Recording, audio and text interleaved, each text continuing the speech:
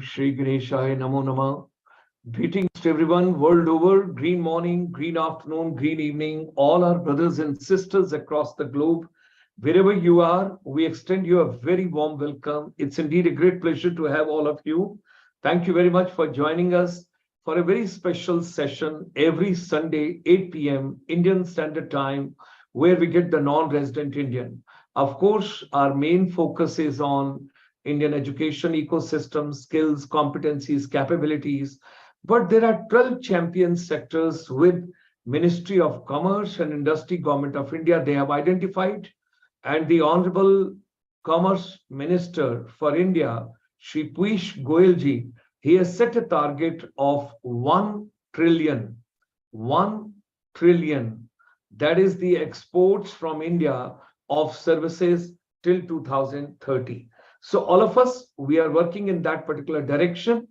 And today we are going to focus on services exports, on accounting and financial services.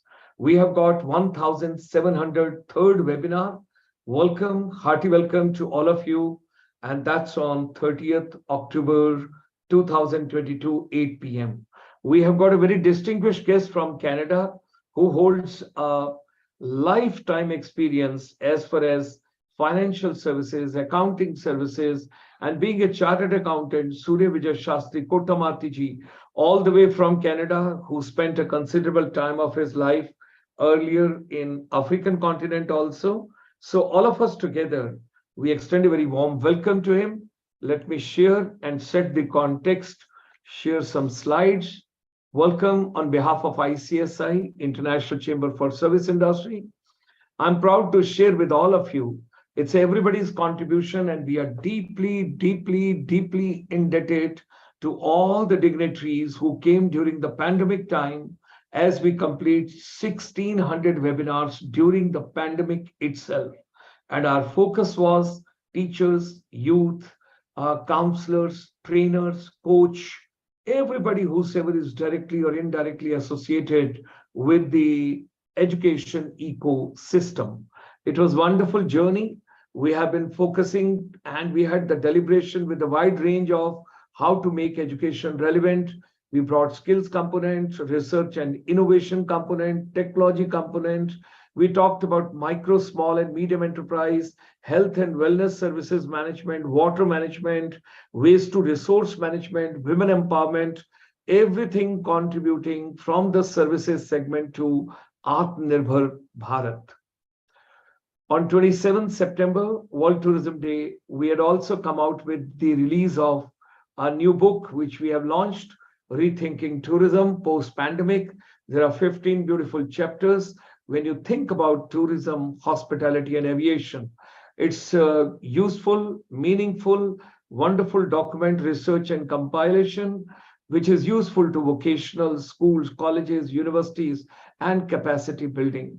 This is the homepage of our web portal, ICSI. You can go over there, icsiindia.in, right at the front page, first column, download ebook. It's a free of cost. You can take it over there. And those of us, those are from the tourism fraternity, whether you're from tourism, hospitality, or airlines, there's a forum of educators and skill providers for tourism. If you click on the extreme right side, you get the free complimentary membership. These are the 12 champion sectors which were identified way back in February 2018, where our chamber very closely worked with the Ministry of Commerce and Industry at that point of time. We are grateful to Joint Secretary, Additional Secretary, Secretary, and directors, and everybody in the ministry, because when this particular document was being prepared, lots of inputs, deliberations, we all had done together. IT and IT-enabled services, tourism, hospitality services, medical tourism services, transport and logistics services, account and financial services, audiovisual services, that is more with the media entertainment industry, legal services, then comes communication services, construction services, environmental services, and financial services was taken separately as well. And then, of course, education services. 12 sectors being identified at that point of time. 4 modes of service supply. That means when you're doing services exports, there is a mode 1, mode 2, mode 3, mode 4. Mode 1 is the cross-border trade. Mode 2 is the consumption abroad. Mode 3 is the commercial presence. Mode 4 is the movement of natural resources. We are grateful to the chairman of the Services Exports Promotion Council on 22nd September. If you go on our YouTube channel, and if you see 1668th webinar of that particular day, you would be so happy to know that the entire spectrum of services exports, it has been discussed over there length and breadth, where Shri Sunil H. Talati ji, the chairman of the SEPC, Services Export Promotions Council, has discussed length and breadth. I cannot, due to the paucity of time, show the entire YouTube program, but I would just share with you what did he say with regard to financial services. Om Shri Ganesha Let me just come to 46 point. Here it is 46, and here it. They are using tremendous. So, friend, this I have stated of the various sectors, but I cannot conclude without touching upon my own sector. Financial sector. And that's accounting, auditing, and financial sectors. Tremendous growth, friends, in accounting, auditing, and financial services. India is one of the best accounting services. Sir, I'm talking to a lot of NRIs. Those are telling me in Australia, as well as in New Zealand, and certain people in UK. They all are looking forward to, particularly when you talk about the financial sector. Absolutely true. These four are the major countries in the world: USA, UK, Australia, New Zealand, and Canada. These are the 5 countries where from maximum accounting, auditing, VAT, value-added tax, GST, that is service or sales tax, work is flowing to India. All small and medium-scale enterprises like garages, petrol station, gas station, restaurants, fast food chains, they all want their accounts to be done in India because they send their details at night in India. In India, we receive it in the morning, do the work by evening, and send it there. So next day morning, when they are on the table, they get their accounts absolutely updated and perfectly written. So, ladies and gentlemen, that's Chartered Accountant Sunil Talati ji, the chairman of the SEPC. His views, I just thought you all should know. What did he say? So, let's come together. All of us, we should work together. And whatever our mind can conceive and believe, it can achieve. This program is going live on the YouTube channel. Do like it, share it, subscribe it. And, we are completing with this 1,703 webinars, which we started on 25th March 2020. Tomorrow is going to be a historic day because our chamber made a detailed presentation to entire Chandigarh administration, education ecosystem, and the advisor to Administrator Chandigarh has given the green signal. Let's enter all schools, colleges, ITIs, polytechnics, B.Ed colleges, everybody, and let's develop Chandigarh as a role model in education and skills, research and innovation, inspiration for entire Asia. So that will be tomorrow at 8 o'clock. So with these words, join me in extending a very warm welcome to Shri Chartered Accountant Surya Vijay Sastry Kotamarti ji, CEO Kotamarti Group from Canada. It's a live program which is coming from Canada to you, and our focus is going to be today on accounting and financial services. With these words, we extend a very hearty welcome to Vijay Sastry Kotamarti ji. It's such a pleasure to have you with us. And today is a very important day because finance, the whole world is passing through recession, difficulties, problems. Certain countries are printing more currency also. They will create more problems also later on. Inflation will also go up and all that. So Ukraine and Russia war is also going on. Let's talk about services, exports, and with the focus on financial services, accounting, auditing, everything which is taking place from India. With these words, ladies and gentlemen, we present before you the entire world, our Vijay Sastry Kotamarti ji. All yours. Kindly unmute your mic, sir.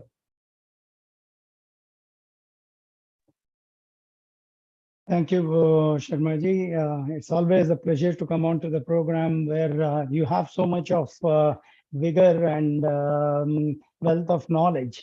So it's my pleasure to be on the show today. And I was really actually excited when I heard Sunil Talati talking about the accounting, auditing, and other services. We are fortunate that all these big positions in India, like the Honorable Finance Minister, Shri Piyush Goyal ji is a chartered accountant.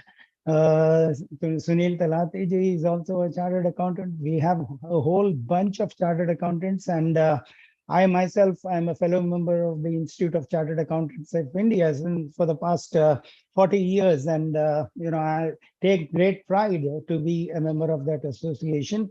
And Institute of Chartered Accountants of India has actually always kept their levels very high. So if you are a chartered accountant from India, that shows that you definitely have a lot of quality and value in you.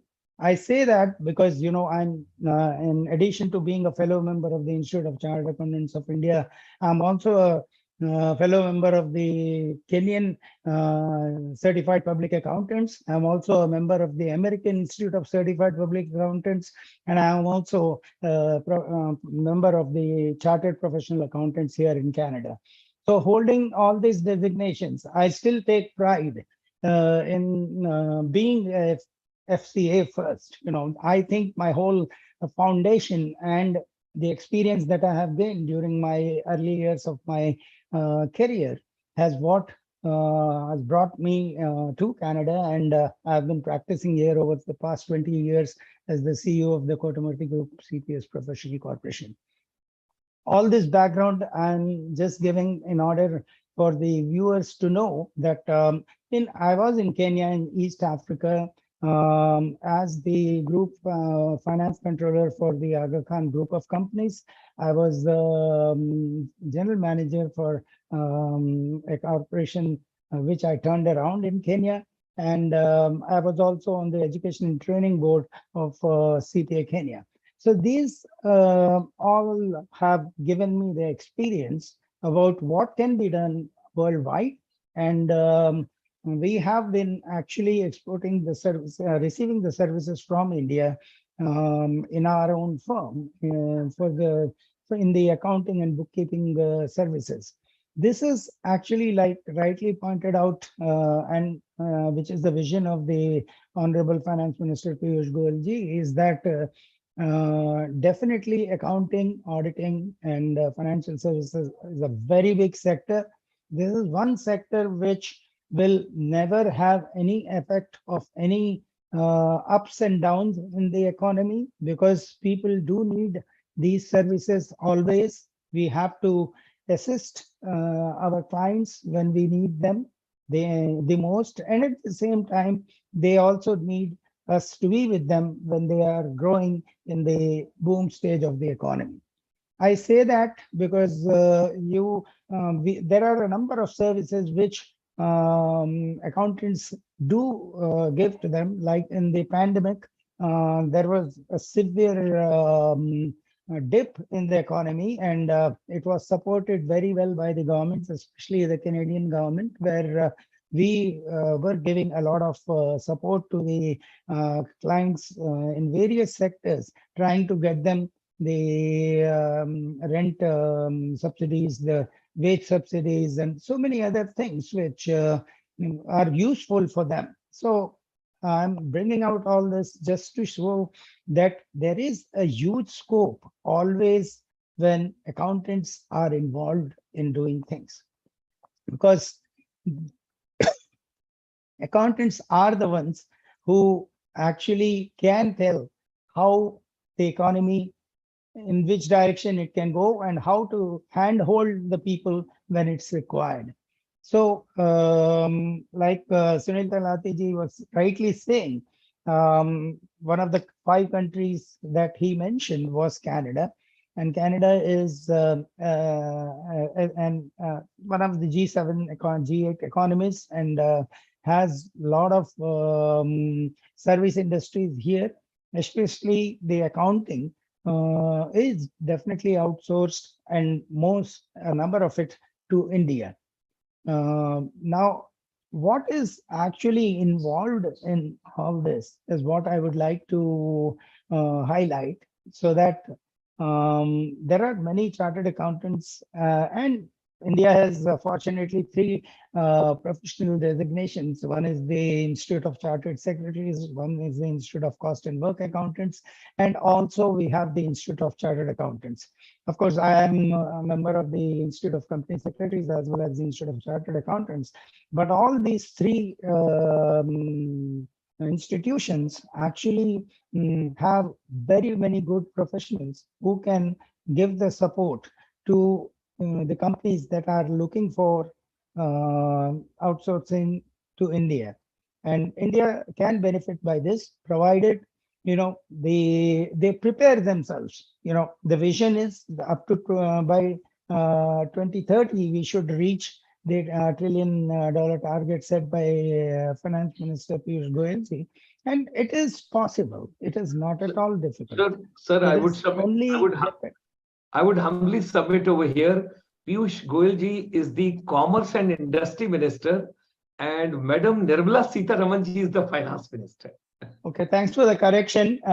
But the Honorable Commerce and Industry Minister Piyush Goyal ji is a chartered accountant, and we need and of course I have the pleasure of even meeting Nirmala Sitharaman ji when she was here in Canada. We had hosted on behalf of Canada India Foundation, and we had met Nirmala Sitharaman ji, and she is another big icon for India. And we have such great people in the cabinet who can really give great support, and they have the vision, and their vision can easily be accomplished by the members of the Institute of Chartered Accountants, Company Secretaries, as well as the cost accountants. Coming back to the scope that we have, because even though the specialization is in specific areas by the Institute of Company Secretaries and the Institute of Cost and Work Accountants, chartered accountants are have the ability, and they are able to provide services in all the areas. Of course, the specializations in those two areas, and then we do need those two members of those two organizations also to support and get the vision of the $1 trillion goal set. And it can be done. So how it can be done by all the members of all these organizations is to understand how do they prepare themselves for the work that is required. Yes, the greatest advantage that India has is that we are in a time zone where when in India it is morning, we have the night here, and when we have the morning here, you have the night there. So the whole day is available for India to give to the North American world, and with the time availability even to continents like Africa, where even though the time difference is not that much, but still there is a time gap, and they can easily work, and Indians are known for working hard. So it's not necessary that they have to work from 9 to 5. If they want to explore the African continent, they can work extra with 2 shifts. So some working from 9 to 3 and the other working from 3 to 9, so that both the continents can be conquered. Now, how it can be done is we have to prepare ourselves for this.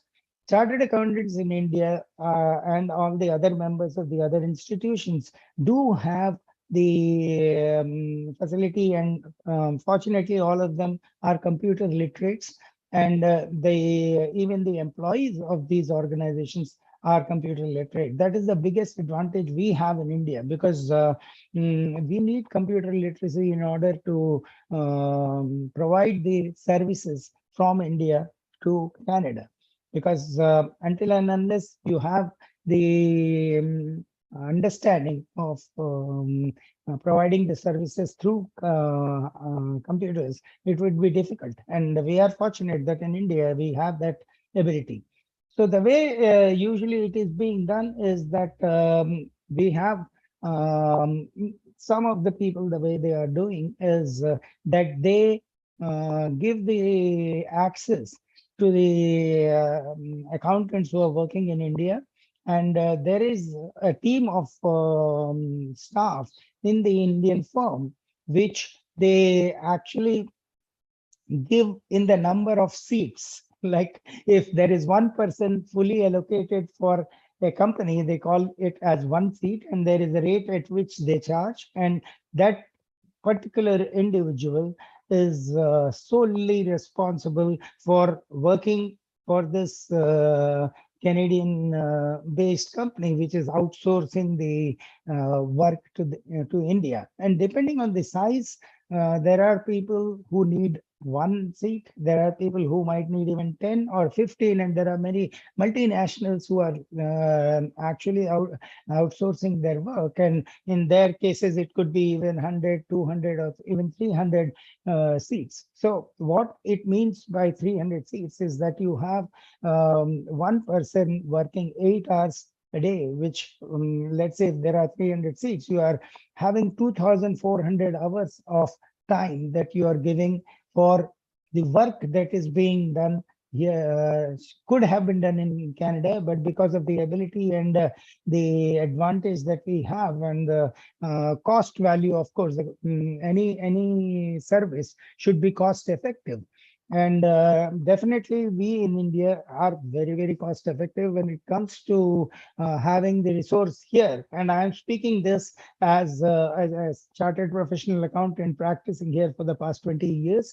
Definitely, when we employ people here, it is different because we have their physical presence here, they are available here. But now with COVID coming, everyone is working remotely. So it really does not matter whether they work from the home or they are working from India. So people have now got used to working from remote desktops. And how it works is that,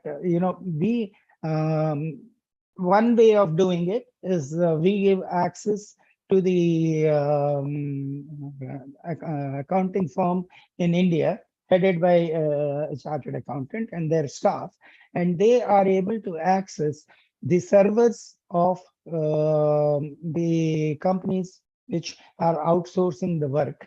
And those servers are very well secured, and it is actually a virtual computer on which the people are working from India.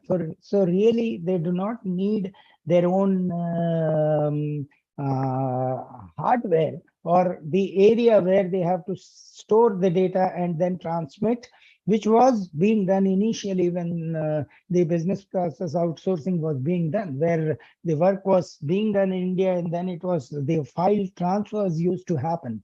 But we have now come to a stage where we give them access to our servers directly, and the work is being performed on our servers. So the advantage of that is the files and everything sit on our servers. All that is happening is someone who is responsible for doing the work which has been outsourced to India, whether it is in accounting, financial services, or this is means it's something that can be applied to all the different type of services. And I'm practically demonstrating what I know and I have been doing. So that way, what happens is all that we need to do is access the server. The software and everything is on the server. The file is on the server. And the person working remotely from India, or now even we have people working remotely in Canada itself. So what all that they do is they are same thing. They are accessing the server, seeing the file, opening the file, and they have the files for various things like the bills, the invoices, and the bank statements, credit cards. Everything is stored in different folders under that particular folder of that company on which these people have to work. So all that they need to do is to have the understanding of how do we work. So a popular small and medium enterprise accounting software that's very popular in North America and especially in US and Canada is QuickBooks. And QuickBooks is now available in India, but still Tally is a popular program in India. But I would suggest that people should train their staff to learn QuickBooks, because you have to have understanding of the software in order to work remotely. You means we may be having the background of accounting, an understanding of the software, how the data is entered, but still you need to know what exactly this specific software does. I'm just giving one software. There are many. As you grow, there is, and there are enterprise softwares also, which have been developed in Oracle and SAP. So it all depends on the understanding of the software. The reason I'm specifically giving the example of QuickBooks is this is the small and medium sector, which is very huge here in North America. And if we are thinking of getting the outsourcing even from those small and medium enterprise businesses, that itself is a huge scope for the people working from India.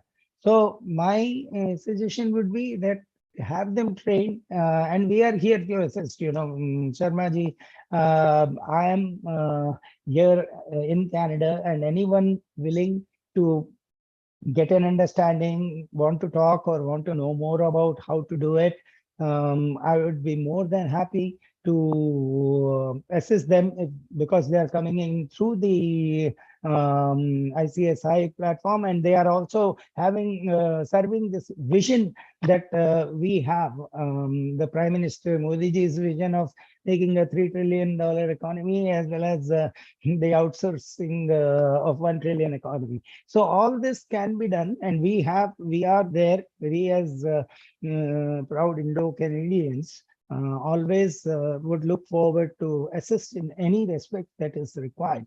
But coming back to the topic of the type of training that has to be imparted is for small and medium, I'll just give an outline of the QuickBooks software. For instance, Tally has most of it.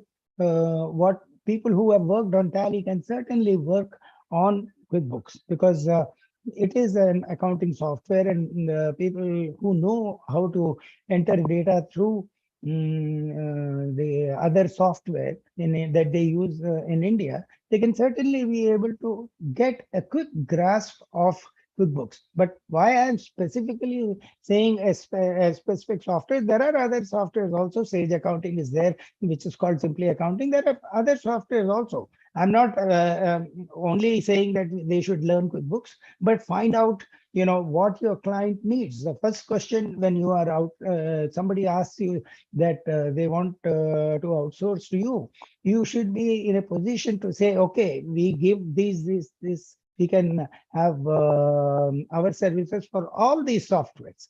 So you should not limit yourself only to QuickBooks or only to Sage Accounting or to the other one. And these are some things which can be trained, and there are institutions in India which are now imparting training in all these softwares. So my suggestion is that please, make sure that you get your staff trained. And also, of course, whoever is overseeing it, like the supervisor as well as the manager, and eventually the chartered accountant who for whose organization these people are working, everyone should have a good knowledge and understanding of these softwares, in which case they will be able to. So this one that I have said eliminates the hardware requirement of the clients. This is a very important point which I want everybody to note, because in such situations you are not having your hardware resources in India. You can have maybe 10 people working on the virtual servers that we have here in Canada, and you can still work with just a very minimal type of computer through which you are logging in, because what you require on your software is Microsoft Office, which nowadays everyone has, in order for you to, an Adobe Reader, in order for you to see the PDF files or that are put in, or the Excel files or the Word files.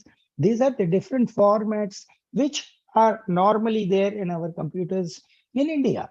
So you should have those on your server, but these are available even on the servers that the people have. But your knowledge of these softwares also has to be there. So the requirement of hardware is much low when you have a client giving you this stuff, because on our side also there is a huge preparation that we have to have in order to have a server where the files are placed, and continuously from our end there has to be somebody who has to monitor and who has to be coordinating with the Indian team.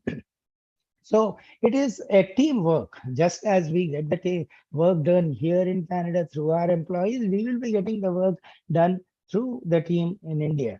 So it is possible, it is being done. So that is one format where you can have, but there can be times when people, depending on this type of security that is available on the hardware that they have in India, because I know a huge number of firms in India have now their ability, and they have set up systems whereby such security systems, not necessarily where I've seen some organizations in Gujarat where they actually leave their cell phones, everything out, and when they enter, they are only working on the files, on the hardware of that specific clients whom they work on, and only when they come out, they can have access to them. So they are totally like they are in Canada or Australia or New Zealand or UK or wherever they are, because they are having now the resources on their computer. So just as I was mentioning,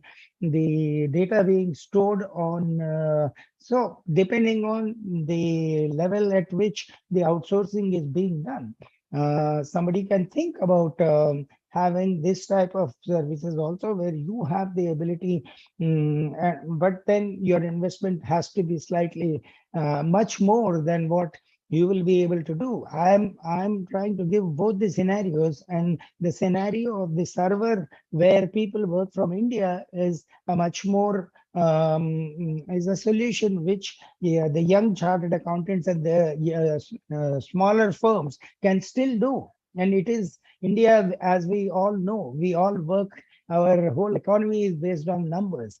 And even if we have 500 small chartered accountants, small and medium-sized chartered accountants working with on the servers of the Canadian companies, then they will generate a huge amount of money, and that can be achieved. I'm just giving a number, but why I'm saying that number is for someone to understand that you don't have to be big only in order to give the type of services. All that you need is a good firm, trusted, committed, and knowledgeable, because these are the basic requirements for anyone to outsource their work. So at this point, if you want, I can give a break, Sharmaji, and if there are any questions or anything, because it's 11:05, and then we'll continue. Wonderful. Very interesting. I've got a couple of questions from the audience, but before I take questions, one more input from your side. You are having such a vast experience. Before coming to Canada, you worked in Africa also. Okay, so now you have given a beautiful narrative. You gave everything. And if I correctly understood, you mentioned in Kenya, you are with the Aga Khan group of companies. That's what I could gather. Now, your experiences of both the continents, right? So if I see it from that point of view, how India should prepare and augment itself from African continent also, as far as financial services are concerned. Little bit 5 minutes on that, and thereafter we go to question answers. Sure. That's an interesting question, and I would love to answer that, Sharmaji, because Africa has prepared themselves quite well. When I myself was in Kenya, that was 1990s, when the computer was just starting, and I started on a computer that had a hard disk of 2 megabytes and a RAM of 64K. So you wouldn't believe. And at that time, I actually developed a software for the Aga Khan group of companies for which I was working along with a programmer, and we were able to do that. So Africa is, as far as the continent is concerned, I can vouch, being a FCPA from Kenya, that we have very good staff there. Also, we have the members of the Institute of Certified Public. I speak from the Kenyan perspective, but I'm sure all the other associations, institutions in all the other countries in Africa are equally have prepared themselves, because there was at that time, we had the EXAFA, the Eastern, Central, Southern Association Federation of Accountants, which brought in together all the African continent, the accountants from all the continents, and EXAFA is still there. So the chartered accountants, or the certified public accountants, as they call themselves in Africa, are another strong group of people, and they have the ability, and technologically, I can vouch for myself, because I have seen, and I did it when I was in Kenya in 1990s, and now we are talking about 2020 to 2020, 2030, and things are totally different. It is 30 years apart, and they certainly will have all the ability to do exactly what I was talking that they can do for Canada. The advantage of the accounting profession is that most of these standards are international accounting standards. There are many countries which still follow the international accounting standards. Every country has their gap. They generally accepted accounting principles, which is called the gap. But most of the pronunciations and everything is the IAS, which we call the International Accounting Standards. So Africa, because you have asked me this question, is another big continent. And I am just giving that the same thing can be worked in Africa. And if anybody needs help from my side on setting up in Africa, I can assist them. All that they need to have their clients in Africa, and I will show them the client in Africa and help assist them in having all these systems in place so that they can do. So, the world is a small global village now. It is a place where we can work. We can be anywhere in the world and work. And so, Canada is one continent, yes, and I would love to. And of course, here the payments come in dollars. So and when you convert them into revenues, you have to be realistic in this particular way. And I would definitely say that what you get when you serve the continent on the western side, the Europe or the North American or South American side, you get in dollars. So naturally, the amount of money that you get will be slightly more. But then, as I said, we believe in numbers. And for us, even if our gross margins are, we are able to cover the variable cost, everything else is contribution. That I'm talking now in terms of a chartered accountant. And it is the contribution that goes towards the net income, because your fixed costs are always the same. Whether you serve African client, or you serve a North American client or a European client, your variable costs will not differ. So think in those terms, and you can easily, there is a huge contribution level. I know that there is a good amount of money that the contribution that is available. So we can give, and they will anyway remit in dollars. They will not be paying you in shillings or whatever is their local currency. And our rupee is still stronger. Indian rupee is far stronger. Many of the countries' currencies that are in Africa. So you still have an advantage in that respect also. So because you asked me about Africa and I got very emotional, I've spoken a lot about Africa, but I can add that it doesn't matter whether it's Africa, Europe, or any place, or North America. The processes can be same.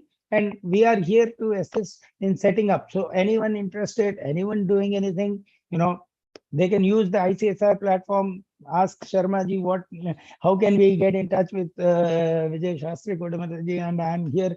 We'll do everything that is possible for achieving the goal that we have. Wonderful. So from Canada, we had gone to 54 countries in African continent.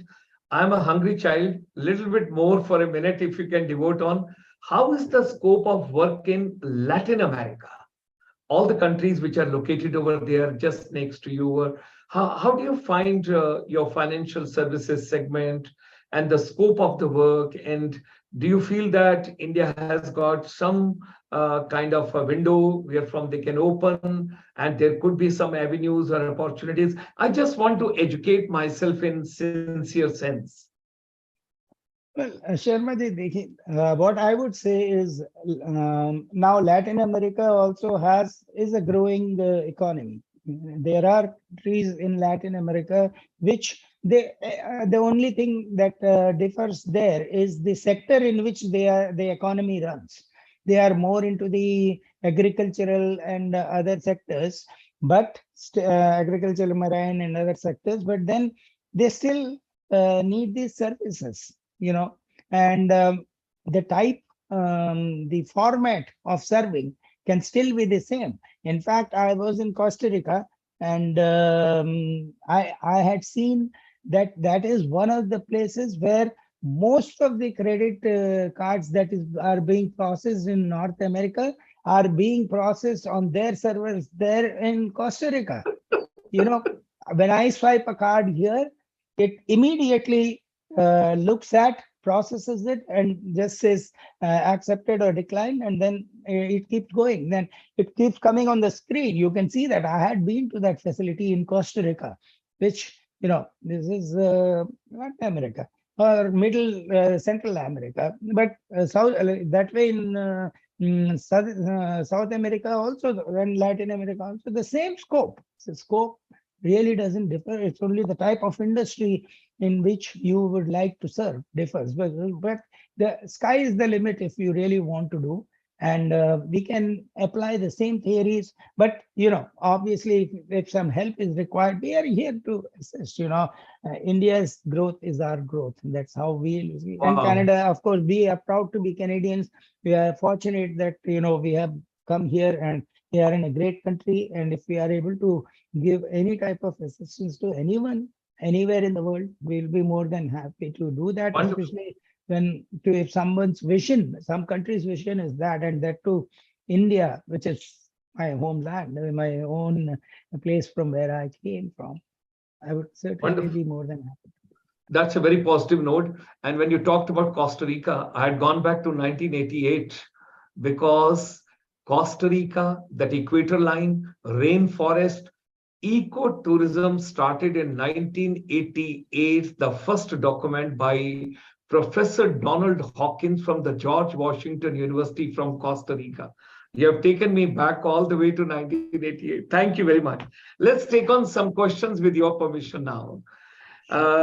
Some questions would be directly related. Some questions would be on the peripheral and indirectly related also.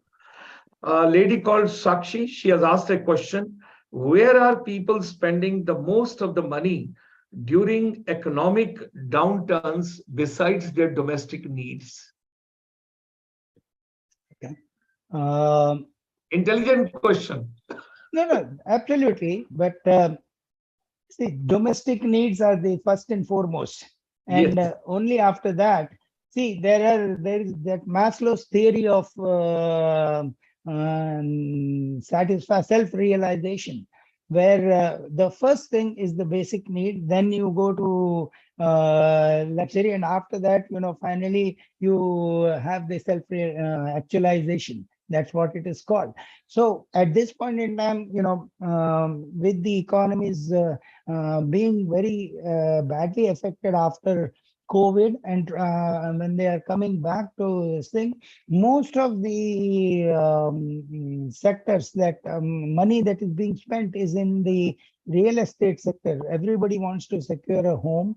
So that's one area where people are trying to acquire a house, because they might be spending more on the rent, so they would prefer to go and buy a house. So in addition to the domestic need, naturally, that is not the time for you to invest in stocks and wait for them to make the money. You would first think, okay, after I have my basic needs, let me see how I can save on acquiring a home. So real estate is one area where a number of people are actually putting their monies right now. And of course, in addition to that, they are also there are some developing things like bitcoins, where people, if they have some extra money, they are trying to make the money on that. But I would not get into that deep topic where it's again, Okay. how do you make that money? Thank you. Thank you. There's another question, but I think you will be able to understand it better. Maybe my interpretation may not go correctly.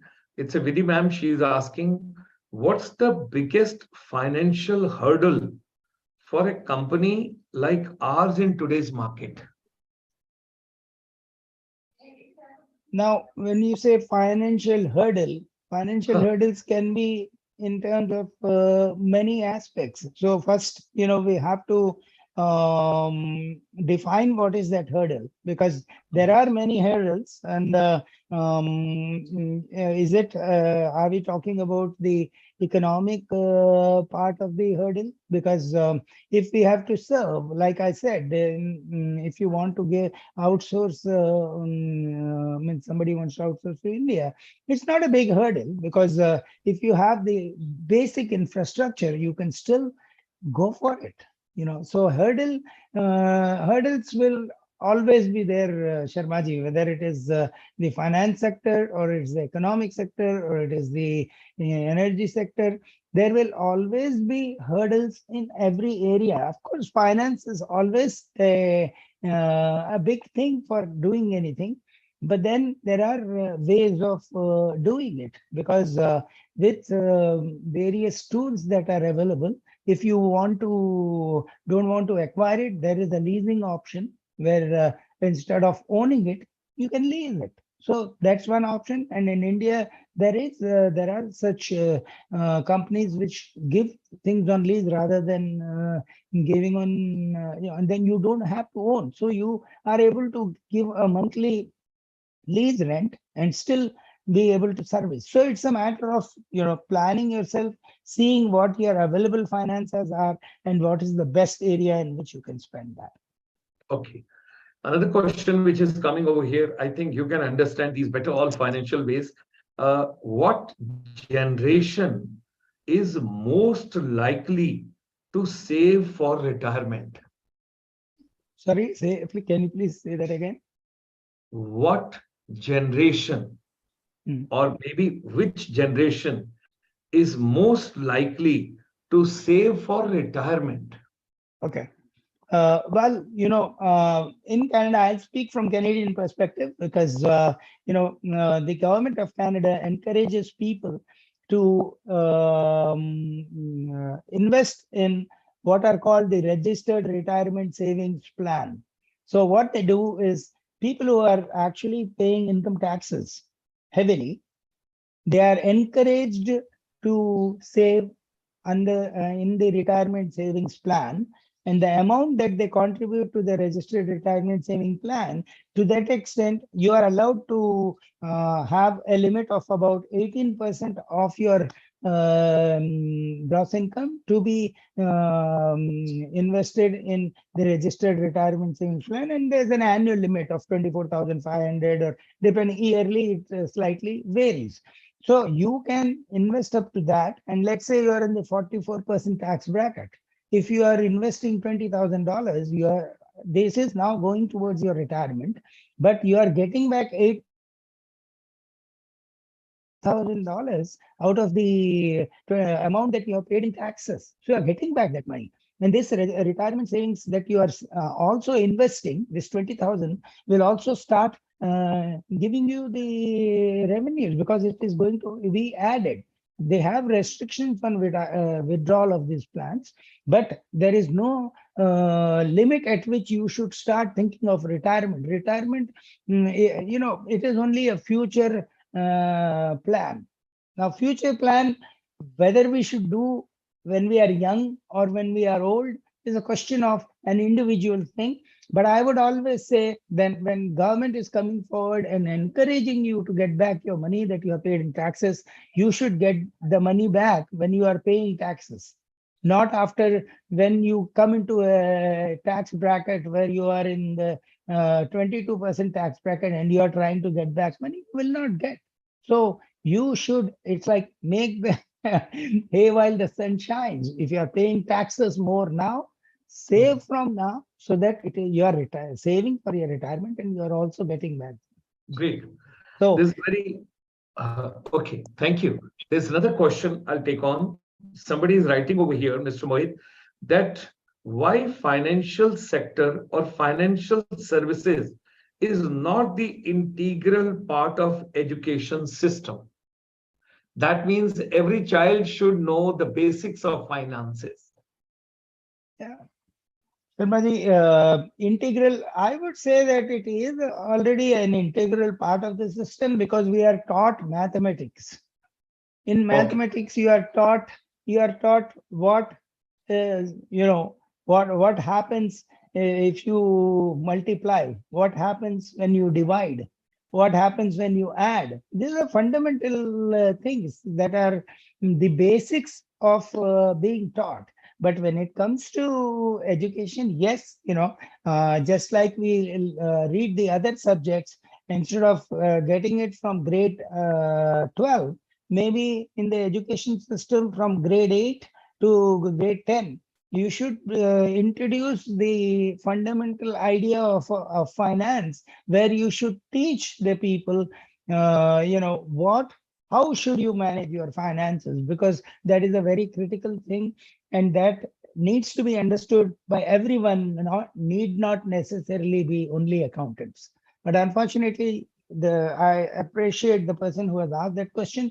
This is something which has to be introduced into the education system. And Sharmaji, there can't be a better person than you to see that this comes. Like I have always said, Bhagavad Gita should be introduced, or anything that relates to how you can develop your children right from the childhood should be. This is one of them. Yes, finances should be taught at some level, at some basic level at least, before they go to grade 10, so that they have an understanding of how money comes in, how money goes out, and what is the effect of it being with us, and what is the effect of it not being with us. Wow, that's great. Fantastic. Such a wonderful, splendid session. Closing remarks from our distinguished guest today, Chartered Accountant Vijay Sastry Kotamarti ji, the financial expert who is from Canada, who is coming on the live webinar today. Let's have the closing remarks. Our deep gratitude and thanks to you for having come for this session. Aapke closing remarks, what would you like to tell our teachers, our youth, our fellow citizens, and particularly when we are talking about financial services exports, our brothers and sisters, those are into chartered accountant profession, company secretaries profession, and all other. If any tips you would like to give before we close this session. My closing remarks, Sharmaji, would be that, being a designated accountant is not the only thing that people should think that you should become a chartered accountant. Not necessarily. Even if you go to the commerce side of it and learn business finance like BBA, MBA, these are also areas where you can learn about the financial industry, and you can have an understanding of the basics, and then you can also serve. And the main thing, my suggestion to everyone is make yourself more computer literate. Computer, when I say computer literate, make yourself more computer literate with the softwares that are coming out. You don't need to be a wizard in accounting in order to learn the softwares. All that you need to have is a knowledge about accounting. So go out and add those additional things to you, because if you are an MBA or a BBA or you are a commerce graduate, but you know very well about these softwares that are out there, that will really help you, because in that case, you don't have to, you always don't have to be the supervisor or the manager. We also need the people who, and for those, that is a part of the education, Sharmaji. Everybody should go into this, and ICSI should consider training people on the various softwares also, and imparting education on that. If you could take that, that will be my closing remark. Wow, that's great. Today I'm getting so tempted, because this is subject next to your heart. You're very passionate about financial services, accounting services, and everything. I would say the session has gone with such a beautiful flow that I'm getting tempted that maybe once in a 15 days we should have a session on financial services exports from India. And why not? We should discuss some softwares which are coming one, so that there's an awareness in the public and all. I will discuss with you, and we will take the vision forward. So, ladies and gentlemen, with these words, let's convey our deep thanks to Vijay Sastry Kotamarti ji. Thank you very much. It was such a pleasure to have you today. It's a Sunday morning for you. I know it's a long day for you to go, and Sunday is the time to take rest. But we took away some of the precious holiday and leisure time of yours for sharing your wisdom, vision, expertise, and professional competence with everybody world over, particularly for my brothers and sisters in India. Those are looking forward to financial services exports from here. Thank you. My pleasure. Thank you.